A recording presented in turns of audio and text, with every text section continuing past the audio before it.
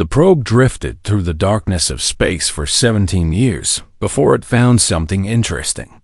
And when it finally detected the pale blue world orbiting a yellow star, the artificial mind inside, it sent a single message back to its creators. Life discovered. 12,000 light years away. On a world of crimson oceans and purple skies. The Valkyrie Dominion received that message with great interest. And the High Council gathered in their ancient chamber to discuss what the probe had found. The images were fascinating and terrifying at the same time, for they showed a world teeming with billions of creatures who called themselves humans. And these humans were doing something the Valkyrie had never seen before in all their centuries of conquering the galaxy. They were fighting each other. "Look at them," said High Counselor Methras, her four eyes narrowing as she watched the footage of human wars and conflicts. They kill their own kind over resources, over beliefs, over lines drawn in the dirt. "They are savages," agreed another counselor, his mandibles clicking with disgust. "Savages with nuclear weapons," Methras reminded them. And the chamber fell silent. The probe had captured everything. The radio signals, the television broadcasts, the satellite communications, and most importantly, the nuclear tests that lit up the planet like festival lights. And the Valkyrie understood immediately what they were dealing with here was a species that had discovered how to split the atom before they had learned to stop killing each other. A species that pointed weapons of extinction at their own cities. A species that seemed to embrace violence as naturally as breathing. "If we leave them alone," Methras continued, "they will eventually reach the stars, and when they do, they will bring their violence with them." The council debated for 7 cycles, and in the end, the decision was unanimous. Humanity must be conquered before they could become a threat to the greater galaxy. But this conquest would not be rushed. "We have seen what happens when empires underestimate primitive species," Methras declared. "We will not make that mistake, and we will prepare properly." And so began the greatest military project in Valkyrie history. They called it the Century Plan. And it was exactly what the name suggested. 100 years of preparation before the invasion would begin. 100 years to build the most powerful armada ever assembled. 100 years to study humanity and develop weapons specifically designed to destroy them. That the shipyards of the Dominion worked without rest, constructing vessels of war that would have made their ancestors weep with pride. And each ship was a masterpiece of destruction, equipped with plasma lances that could melt continents and antimatter, torpedoes that could crack a world in half. 12,000 warships in total, each one the size of a mountain, each one carrying enough firepower to end civilizations. But the Valkyrie did not stop with ships alone, for they understood that true conquest required more than brute force. And their scientists worked tirelessly to develop new technologies. They created jamming devices that could blind any electronic system, viruses engineered specifically to target human biology, and armor that could withstand the primitive projectile weapons humans seemed so fond of using. Their soldiers trained in special chambers that simulated Earth's gravity and atmosphere, learning to fight in conditions that would feel strange to their bodies. And they practiced against holographic humans, programmed to fight with the savagery their real counterparts were. Known for military strategists ran millions of simulations, accounting for every possible variable. What if the humans detected them early? What if the humans had hidden weapons? What if the humans fought harder than expected? Every scenario ended the same way, with Valkyrie Victory Supreme Commander Yethril was chosen to lead the invasion. And no one questioned the decision, for Yethril was a legend among his people. A warrior who had conquered 40 worlds and never tasted defeat. He was old now, his carapace scarred from countless battles. But his mind was sharp and his resolve was iron. And he accepted the command with solemn pride. "This will be my final conquest," he told the High Council, "and it will be my greatest." As the century drew to a close, Jethro stood before his assembled armada in the staging grounds of the Dominion, and 12,000 warships stretched before him like an endless forest of metal and death. Warriors of the Valkyrie, he addressed them through the fleet-wide communication system. For 100 cycles, we have prepared for this moment, and we have left nothing to chance. We know our enemy, and we know their weaknesses. And we know that they are primitives who have barely touched their own moon. Their weapons are crude. Their defenses are weak, and their species is divided against itself. When we arrive, they will be like insects before a storm, and we will sweep them away with ease. This world called Earth will fall within a single rotation, and humanity will kneel before the Dominion. The fleet roared with approval. Thousands of warriors cheering in unison, confident in their superior technology and their century of preparation on the flagship Eternal Dominion. Jethro retired to his private quarters and reviewed the invasion plans one final time. And everything was perfect. The approach vector was calculated to avoid detection for as long as possible, and the jamming systems would blind the humans before they could react. And the landing forces would strike at major population centers simultaneously in 72 hours.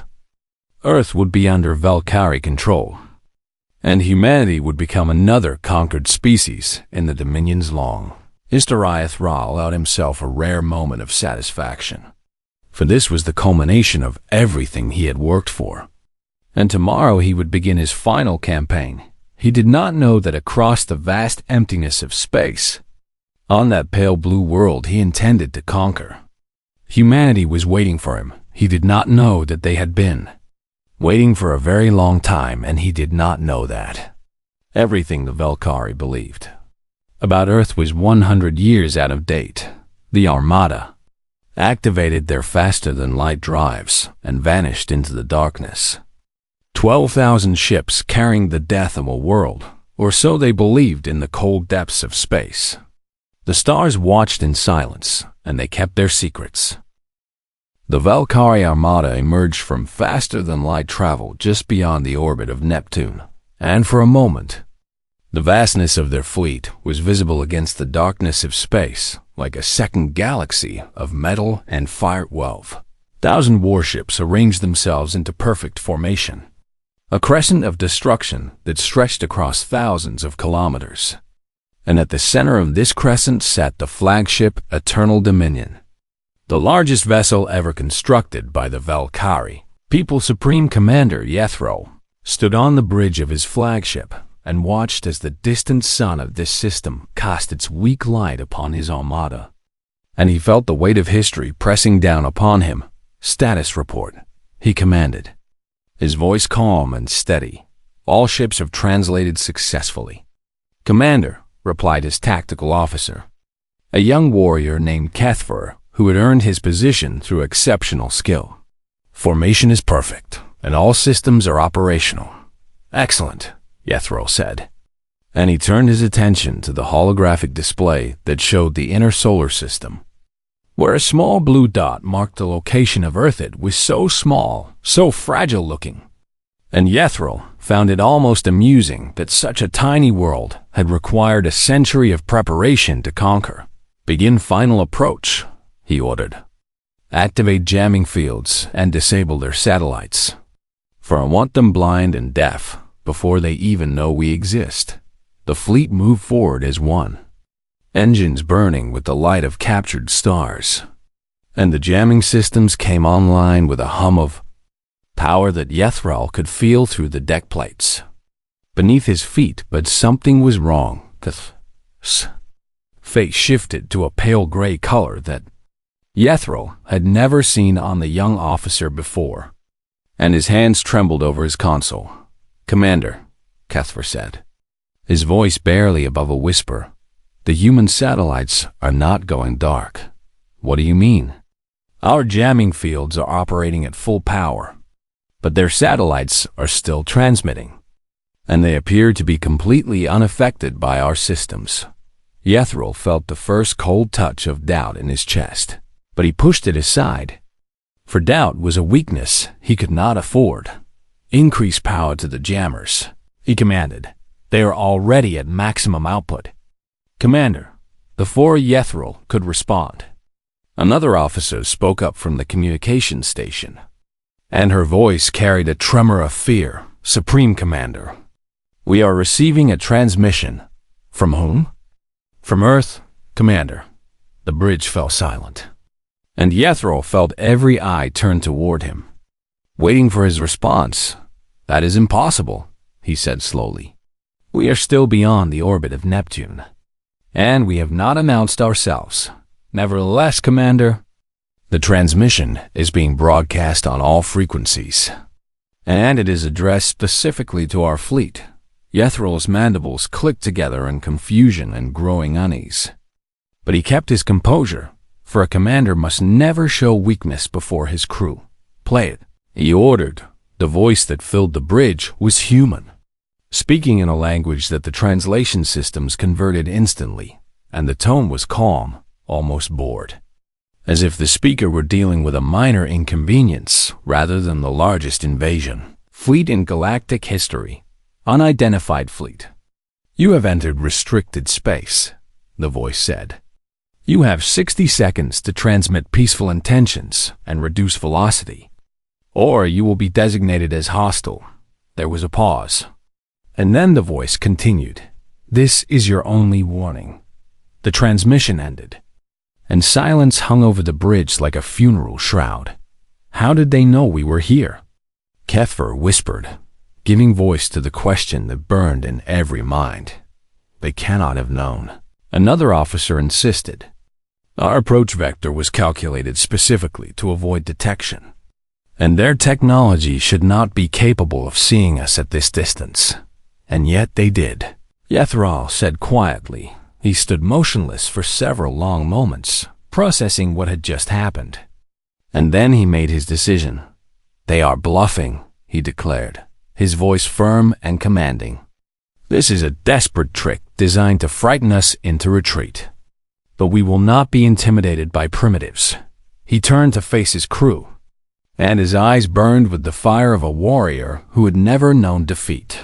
All ships, advance to attack formation, he commanded. Target their major population centers and prepare to fire on my command. But Commander, Kethver said hesitantly, the 60 seconds will pass without consequence. Yethril interrupted. These humans have nothing that can threaten us, and we have spent 100 years preparing for every possibility. The fleet surged forward, engines blazing with renewed intensity, and weapon systems across 12,000 ships powered up to full capacity on the bridge of the Eternal Dominion.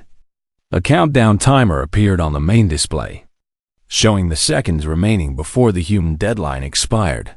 50 seconds. Yethril watched the timer with contempt, certain that nothing would happen when it reached zero. For what could primitives possibly do against the might of the Valkyrie Dominion? 40 seconds across the fleet, warriors prepared for battle, checking their weapons and armor, ready to descend upon Earth like a plague of metal and fire. 30 seconds. Kethver's hands moved nervously over his console, scanning for any sign of approaching threats. But his sensors showed nothing except empty space and the distant blue dot of Earth. 20 seconds. Commander, the communications officer said quietly, I am detecting unusual energy signatures from the direction of Earth, but I cannot identify what they are. Probably their primitive defense systems activating. Yethril dismissed. It changes nothing. 10 seconds. The bridge crew watched the countdown with bated breath, and even Yethril felt his heart beating faster than normal. 5 seconds. 4, 3, 2, 1, 0. For a moment, nothing happened, and Yethril felt a smile begin to form on his face, and then the universe turned inside out. The vanguard of the fleet, 300 of the finest warships in the Dominion, simply ceased to exist, vanishing from reality without explosion or debris, as if they had never been there. At Alieth, Rolf stared at his tactical display in disbelief. watching as the icons representing those 300 ships blinked out of existence. "What?" he began. But before he could finish the question, another 100 ships vanished, and then another 100, and then the screaming started across the fleet. Voices flooded the communication channels, crying out in confusion and terror, reporting impossible things, weapons that came from nowhere, enemies that could not be seen, technology that defied every law of physics. The Valkyrie understood. Athol gripped the railing of his command platform with all four hands, his mind struggling to process what was happening in the span of 60 seconds. The greatest invasion fleet in galactic history had been transformed from a force of conquest into something else entirely prey, and somewhere in the direction of Earth, humanity was done waiting. The first minute was Chaos Supreme Commander Yethrol watched his tactical display with growing horror as ship after ship vanished from existence, blinking out like stars being swallowed by darkness. And there was no warning, no incoming fire that his sensors could detect. Nothing at all except the sudden and complete absence of vessels that had been there moments before. "Report!" he roared, his voice cutting through the panic that filled the bridge. "What is happening to our ships?" "Unknown weapons signature, Commander," Kethver shouted back, his hands flying over his console in desperate search for answers. "We are not detecting any incoming projectiles or energy beams. And the ships are simply—" He never finished the sentence, for at that moment, another wave of destruction swept through the fleet, and 200 more vessels ceased to exist. "There!" an officer screamed, pointing at the tactical display. "Something is moving through our formation, but it is faster than anything I have ever seen." Yethrol looked at the display and saw what the officer meant. A streak of light was weaving through his armada at impossible speed, and every ship it passed simply disappeared. "All ships, return fire," he commanded. "Target that object and destroy it." Thousands of plasma lances and antimatter torpedoes launched into the void, filling space with deadly light. But the streak simply danced between the weapons as if they were standing still. The second minute brought something even worse. The Valkyrie, weapons that missed their target, did not simply fly off into empty space. Instead, they stopped, frozen in place as if time itself had been suspended around them. And then they began to move again, but now they were moving backwards. Yethrol watched in disbelief as his own plasma lances and antimatter torpedoes reversed course and accelerated back toward the fleet that had fired them. And they moved faster than before, much faster. Too fast for any ship to evade. 700 vessels died in the span of seconds, destroyed by their own weapons. "This is impossible," Kethver cried out, his voice cracking with terror. "They cannot be doing this, for it violates every law of physics we know." "Physics," Yethrol repeated quietly, and a terrible understanding began to dawn in his mind. Our physics for a century. The Valkyrie had prepared to fight humans who had just learned to leave their planet.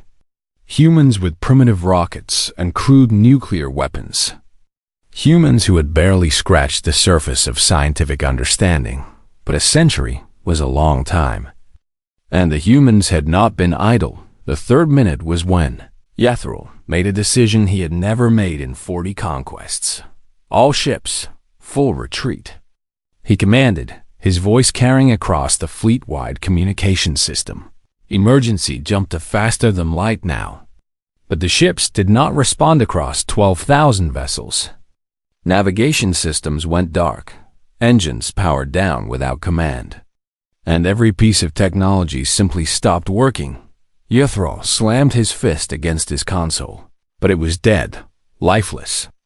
And the lights on the bridge flickered and dimmed until only emergency illumination remained. "They have taken control of our systems," he realized. Speaking the words aloud as if saying them might somehow make them less true, a new voice filled the bridge. The same calm human voice that had delivered the warning earlier. And now it carried a weight of terrible authority. "We told you," the voice said. "You had 60 seconds. The fourth minute brought the humans themselves.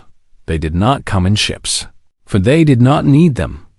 Instead, they simply appeared on the bridges of command vessels throughout the fleet, stepping out of thin air as if walking through invisible doorways on the bridge of the Eternal Dominion. 12 humans materialized in a circle around the command platform, and they wore armor of sleek black material that seemed to drink in the light in return. Nothing Yethral's elite guards reacted instantly, drawing their weapons and charging at the intruders. For these were warriors who had conquered worlds and feared nothing. They were disabled in less than 3 seconds. The humans moved with speed that Yethral's eyes could barely follow, and their weapons made no sound, produced no visible beam or projectile. Yet every guard that they touched simply collapsed, unconscious but alive. "Do not resist," one of the humans said, and her voice was calm and almost gentle. "We have no wish to harm you more than necessary." Yethral stared at her, his mind struggling to comprehend what he was witnessing. For in all his years of conquest, he had never seen anything like this. "Who are you?" he demanded, and his voice sounded weak even to his own ears. The human reached up and removed her helmet, revealing a face that Yethral recognized from the ancient probe footage. 2 eyes, soft skin, a small nose, a mouth that could smile or frown, but her eyes held something that the probe footage had never captured. Something old and patient and terrifying. She looked at Yethral the way a teacher might look at a student who had failed a simple test. And there was no hatred in her gaze, no anger, no triumph, only disappointment. The 5th minute was silent surrender across the fleet. The same scene repeated itself. Human soldiers appeared on bridges and in command centers, and Valkyrie crews surrendered without further resistance. For what was the point of fighting enemies who could ignore the laws of reality? Some warriors tried to fight anyway, driven by pride or desperation. But they were subdued with the same efficient gentleness that Yethral had witnessed on his own.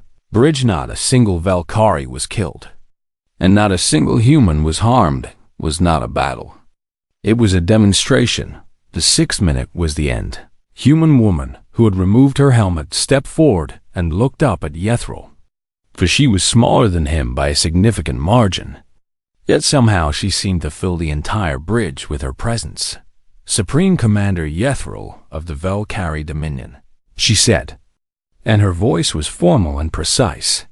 "I am Admiral Sarah Chun of the United Earth Defense Force, and you and your fleet are under arrest." "Arrest?" Yethral repeated, the word feeling strange in his mouth. "Yes, arrest," Admiral Chun confirmed.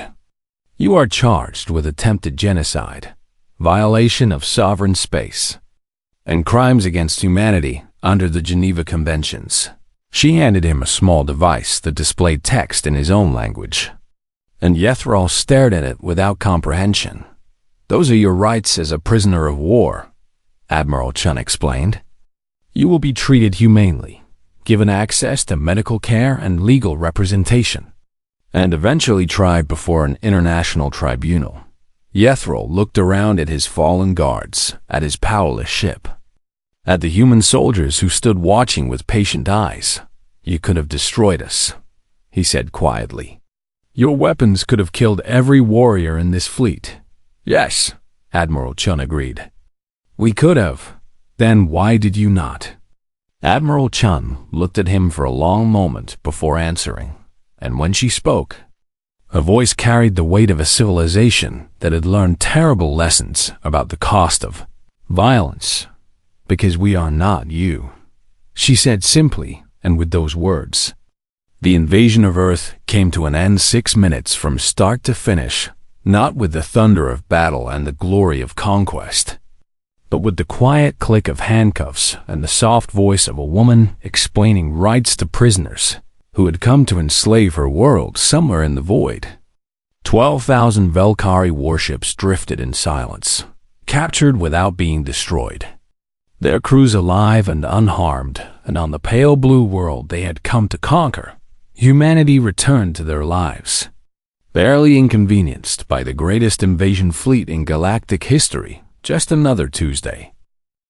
3 days after the invasion that lasted 6 minutes, Supreme Commander Jethro sat in a small white room somewhere on the surface of Earth, waiting for someone to tell him what would happen next. The room was clean and simple, with a table, 2 chairs, and a window that looked out onto a garden filled with plants he did not recognize. And there were no guards visible, no weapons pointed at him, no chains binding his limbs. He could have tried to escape if he wanted to, but where would he go? His fleet was captured, his warriors were prisoners, and he was stranded on a world full of creatures who could apparently bend reality to their will. A door opened, and a human male entered the room, carrying 2 cups of liquid that steamed gently in the cool air. "Supreme Commander," the human said, with a polite nod.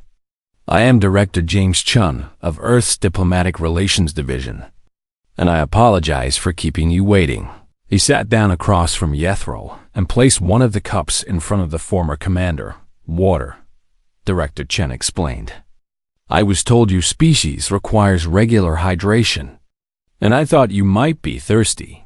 Jethro stared at the cup for a long moment, then at the human who had offered it. "You give water to your prisoners?" he asked. "We give water to everyone who needs it," Chen replied simply. "That is not a complicated concept." Jethro took the cup and drank, for he was indeed thirsty. And the water was cool and clean, and somehow tasted better than any water he had drunk in years. "I do not understand any of this," he said finally, setting the cup down. 3 days ago, I commanded the largest invasion fleet in galactic history, and now I sit in a small room drinking water with a human who treats me like a guest rather than an enemy. Would you prefer to be treated like an enemy?" Chun asked. "No, but I would understand it better," Chun smiled. And there was something sad in the expression. "Commander, I have read the reports from your interrogation sessions, and I know that you have many questions, so I am here to answer them, because you deserve to understand what happened and why." Jethro leaned forward, his 4 eyes fixed on the human's face. "A century ago, your species had barely left your own moon," he said. "Your technology was primitive, your weapons were crude, and you spent more time fighting each other than exploring the stars." "That is correct," Chun agreed. "Our projections showed that even with rapid advancement, you could not possibly develop the technology we witnessed 3 days ago, for the physics alone would require thousands of years to master. Your projections were based on incorrect assumptions." "What assumptions?" Chun took a sip of his own drink before answering.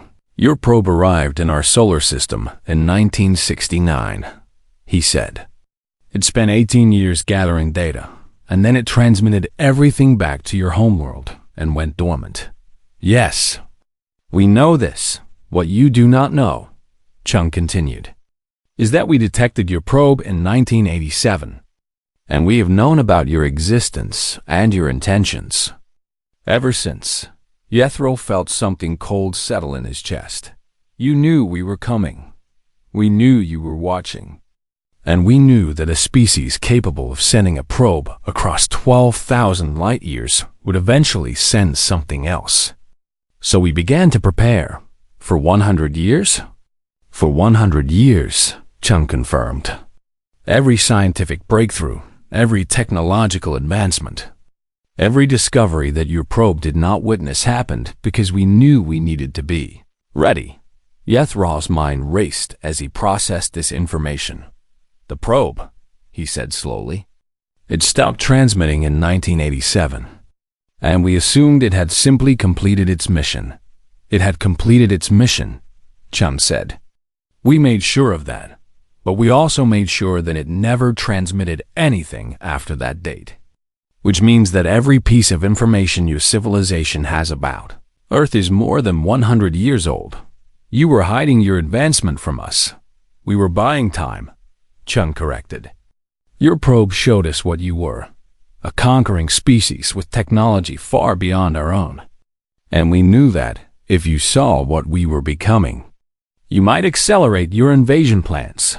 Jethro sat back in his chair, his mind struggling to comprehend the scale of the deception. You tricked us into underestimating you. We simply allowed you to see what you wanted to see. A primitive species too busy fighting itself to pose a threat. And you believed it because it confirmed what you already assumed about us. And while we prepared to conquer primitives, we prepared to face conquerors, Chun finished. Every year, we grew stronger, and every year, the gap between what you expected and what we became grew wider, until by the time your fleet arrived, you were not facing the humanity of 1969. Then what were we facing? Chun leaned forward, and his eyes held the same patient intensity that Jethro had seen in Admiral Chun's gaze. Commander, in the past century, we have unlocked secrets of the universe that your civilization has not discovered in your entire history. And we have learned to manipulate space, time, and matter in ways that would seem like magic to any species that has not walked the same path. How is that possible? Because we had motivation, Chun said simply.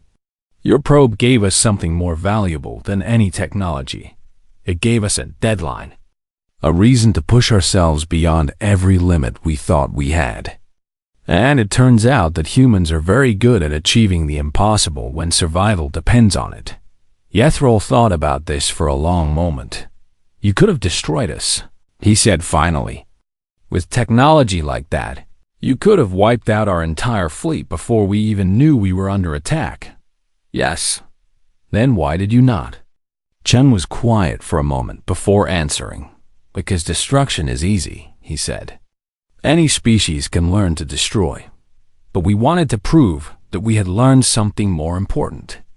And we wanted to show the galaxy that humanity can be merciful even to those who come to enslave us. The Council wanted to make an example of your fleet. Chun continued. Some of them argued that we should destroy you utterly, as a warning to any other species that might consider attacking Earth. But I convinced them that mercy would send a stronger message. What message? That we are not afraid, Chun said. A species that responds to invasion with total annihilation is a species acting out of fear. But a species that responds with restraint and justice is a species that knows its own strength. Jethro considered this, and slowly, a new understanding began to form in his mind. You want other species to know that you could have destroyed us, but chose not to. Yes, because if we report back to our homeworld with stories of human mercy, then any other civilization that considers attacking Earth will have to wonder. If the humans showed restraint to an invasion fleet, what would they do if someone actually managed to hurt them? Chun smiled again, and this time there was no sadness in it. Fear is a poor foundation for peace. Commander, the respect works quite well, and we would rather be respected than feared. Jethro finished his water and set the cup down carefully. You are not what we expected, he said quietly. No, Chun agreed. We are not, and that is perhaps the most important lesson of all. Never assume you know what a species is capable of. Especially a species that has spent its entire history learning to surprise itself. He stood and walked to the door. You will be returned to your people eventually. Commander, along with your fleet, and when you go, you will carry a message from humanity to the Valkyrie Dominion. What message? You will find out soon, Chun said. For now, rest, and know that you are safe here. He paused at the door.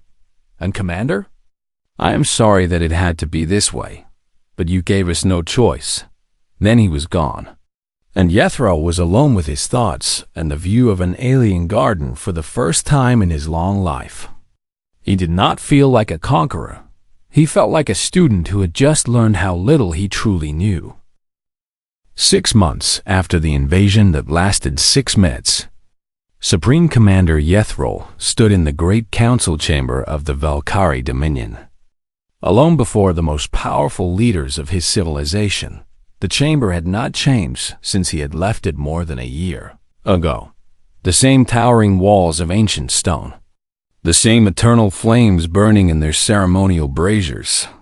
The same raised platforms where the high counselors sat in judgment of all who stood before them. But Jethro had changed. He had lost weight during his time on Earth. Not from mistreatment, but from the stress of understanding what humanity truly was. And his carapace had faded from its proud crimson to a dull brown that spoke of sleepless nights and troubled thoughts. "You may speak," High Counselor Mithras commanded. A voice echoing through the vast chamber. Jethro bowed his head in respect. Though the gesture felt hollow now, "High Council," he began. "I stand before you as the sole representative of an armada that no longer exists as a military force. For our ships have been returned to us. But our weapons and navigation data have been removed. We know this," Mithras said impatiently. "Tell us what happened. And do not spare the details." So Jethro told them. He told them about the warning that came before they even reached Earth's inner system, and about the 60 seconds that passed while they ignored it, and about the weapons that defied every law of physics they understood. He told them about the minutes that followed. Ships vanishing without a trace. Plasma lances frozen in space and turned back against their creators. Technology failing across 12,000 vessels simultaneously. He told them about the humans who appeared on their bridges without using ships, moving faster than eyes could follow, disabling elite warriors with weapons that made no sound. He told them about the arrest, the reading of rights, the clean cells and the regular meals and the water offered by enemies who treated prisoners like guests. When he finished, the chamber was silent. "You expect us to believe this?" One of the younger counselors demanded. "You expect us to believe that primitives who had barely reached their moon a century ago could defeat our greatest armada in 6 minutes? I expect you to believe what I have seen with my own eyes," Jethro replied quietly. "And I expect you to understand that the humans I encountered were not primitives." "Then what were they?" Mithras asked. "I do not know how to answer that question," Jethro admitted. "They have technology that seems like magic to us, and they have weapons that we cannot comprehend. But more than that, they have something else. Something I did not expect to find in a species we plan to conquer." "What?" "Restraint," Jethro said. "They could have destroyed us completely, and we would have done exactly that to them. But instead they chose to capture us, to treat us with dignity, and to send us home with nothing more than a warning." The council chamber erupted in confused murmuring. Counselors leaning toward each other to whisper in disbelief and concern. "There is one more thing," Jethro said, raising his voice above the noise. "The humans gave me a message to deliver to this council. A message they asked me to play for all of you." "Then play it." Mithras commanded. Jethro withdrew a small device from his robes. A human device given to him by Director Chun on the day of his release.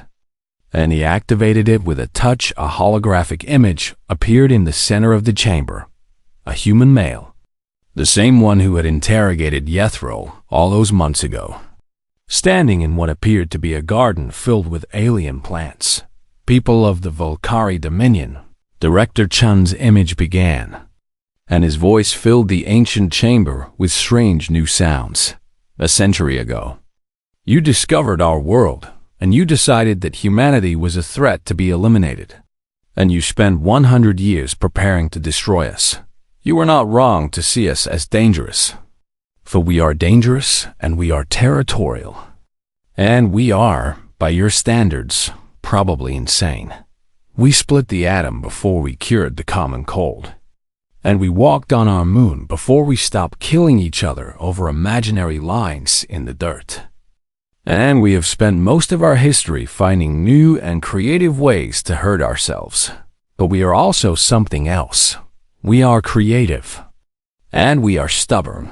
And we evolve, not over millennia like most species, But over decades and years, and sometimes even months, the species you studied 100 years ago no longer exists. For we have grown and learned and changed. And the humanity that faced your fleet was not the humanity your probe discovered. This message is not a threat. The hologram continued. It is an invitation. The galaxy is vast, and we have no interest in conquest. For we have learned the cost of empire from our own history. And we know that ruling others brings nothing but pain. We want trade, and we want knowledge. And we want to meet the other civilizations that share this universe with us. For we believe that the cosmos is too beautiful and too strange to explore alone. Send diplomats, not warships, and you will find us reasonable. And you will find that we can be good neighbors and even better friends. But let us be absolutely clear. Earth is not a target, and it is not an opportunity. And it is not a world to be conquered. It is our home, and we will defend it with everything we are and everything we can become. The hologram's eyes seemed to look directly at Mithras. Send another fleet, and you will not find us waiting for you. We will find you. The hologram flickered and disappeared, leaving the council chamber in stunned silence for a long moment. No one spoke, and then High Counselor Mithras rose from her seat, her ancient body trembling with an emotion that Yethril could not identify. "Summon the diplomatic corps," she said, her voice barely above a whisper. "Summon them immediately." "High Counselor?" one of the younger members asked. "Surely we cannot simply accept defeat. For we are the Valkyrie Dominion, and we have never bowed to another species." Mithras turned to face the young counselor, and her eyes held a wisdom that only great age can bring. "We have conquered 40 worlds," she said, "and in all that time, we have never faced an enemy like this. An enemy who could have destroyed us and chose mercy instead. They are not asking us to bow," she continued. "They are asking us to be neighbors. And that is an offer we would be fools to refuse." She turned back to face the rest of the council. "The age of Valkyrie conquest is over," she declared, "and a new age begins today. An age of diplomacy and trade, and perhaps, if we are wise, friendship. For humanity has taught us something that we should have learned long ago. There are worse things than having powerful neighbors. And one of those things is making those neighbors into enemies." The council voted unanimously to send diplomats to Earth and across the galaxy.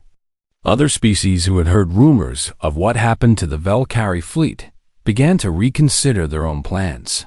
For humanity had announced itself to the universe with a simple message.